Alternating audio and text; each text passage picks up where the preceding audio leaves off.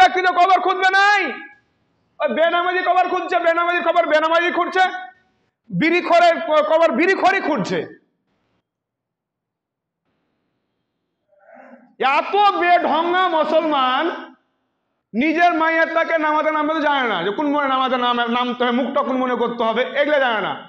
একটা মাইয়াতকে গোসল করাতে হবে জানে না, ফের মাস্টার, ফের আমি উমুক, আমি উমুক, আর পরিচয় শুনে না, তখন গোসল করাবে জানে না, কাফনাবে জানে না, আর গল্প শুনে না। আর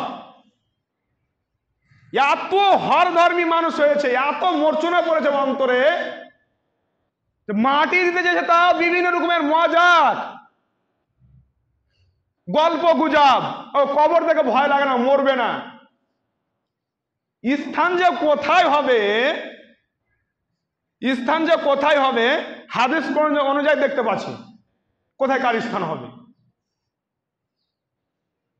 তা আল্লাহ তাআলা বলছেন যে মানুষের জীবনে কি এমন এক সময় আসেনি যখন তার নাম পরিচয় ছিল না, যখন তার বংশ গতিয়া কেউ ছিল না? এসছিল, অবশ্যই এসছিল। আমার জন্ম, আমার বয়স 27 বছর পড়লো, 27-এর আগে আমি যে কোথায় ছিলাম জানি না। কোনো হারা হারা শাকসবজিতে ছিলাম। কোরআনে বলছেন আল্লাহ তাআলা যে মানুষ কোথা থেকে আসলো, কোথা থেকে জন্মালো, তার জন্ম পরিচয়টা এত জঘন্য জিনিস থেকে, এত নর্মাল জিনিস থেকে, যেটা বের হতে গেলে গোসল ফরজ হয়, আর তার আবার এত গৌরব ফখর। জানেন কিভাবে কিভাবে সৃষ্টি হয়েছি?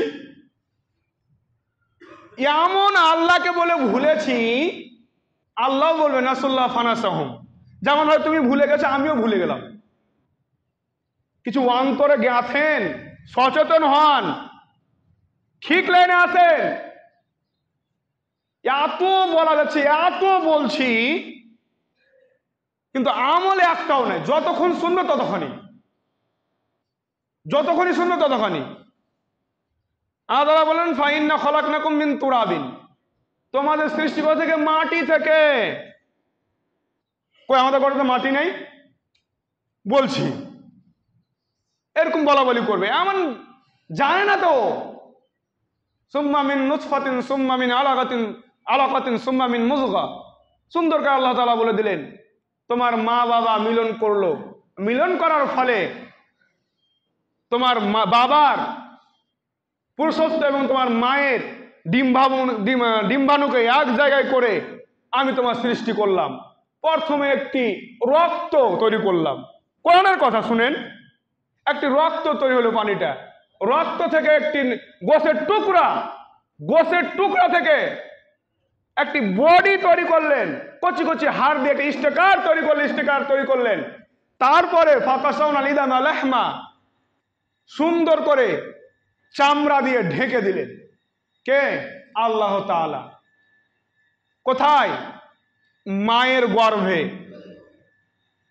তারপরে যখন তৈরি হয়ে গেলাম আমরা, ফি করারিম মাকিন, মায়ের একটি সুরক্ষিত জায়গায়, যেখানে কোনো অসুখ হবে না, অসুবিধা পৌঁছবে না, যেখানে কোনো জীবাণু যাবে না, যেখানে যে কোনো অসুবিধা তোমার হবে না, সেরকম জায়গাতে আল্লাহ তাআলা ফি করারিম মাকিন রেখে দিলেন। সুরক্ষিত জায়গায়, সুরক্ষিত কভারের মধ্যে রেখে দিলেন।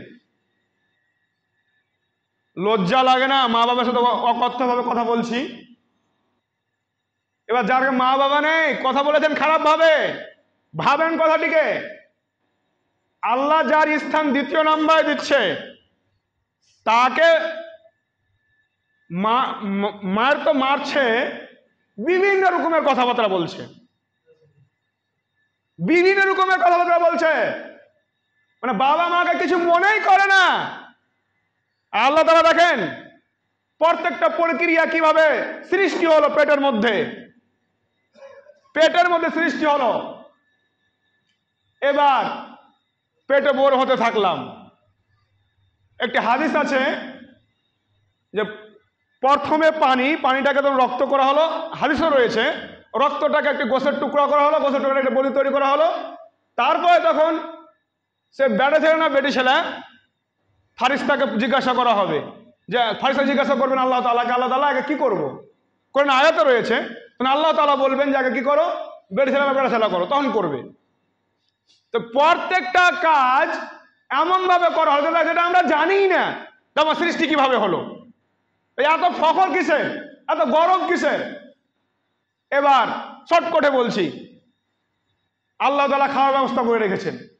এবার যে কোনো প্রক্রিয়াতে হোক আমরা দুনিয়ার মধ্যে আসলাম, এখন তো অনেক এই জামানায় অনেক রকম ভাবে সিজার আর কিছু অপারেশন হয়ে বাচ্চা কাচ্চা হচ্ছে।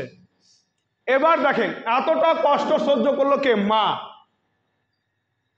মা সহ্য করলো, তো মার অবশ্যই স্থান কোথায় হবে, স্থান কোথায় করতে হবে, কোথায় রাখতে হবে, কেমন ভাবে খিদমত করতে হবে মার, বাবার কিভাবে খিদমত করতে হবে। মা বাবার গতরে কোনোদিন হাত দিবে না শয়তান বদমাস, আর যার সাথে চলাফেরা থাকবে ওর পা হাত অব্দি টিপে দেবে।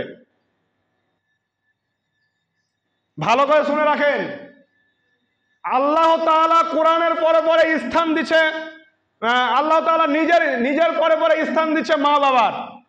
কোরআনে বলছেন যে আমার পরে পরে, আমার ইবাদত করার পরে পরে তোমরা তোমার মা বাবার খিদমত করো, মা বাবার সাথে ভালো ব্যবহার করো।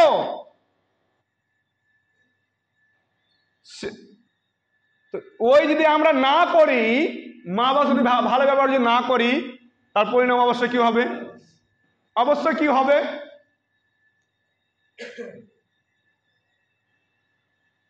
এই কথাগুলোকে ভাববেন, যাতে করে মা বাবা সঠিক জায়গা পায় সেই ব্যবস্থা করতে হবে।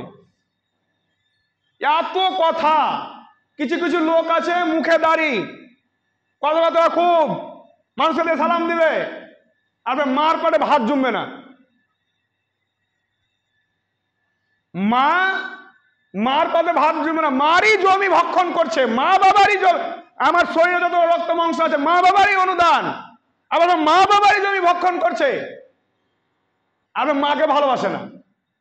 যখন কোন কথা বলবে এমন ভাবে খাঁকর দিবে, একটা বান্দিকেও ভাবে ব্যবহার করে না।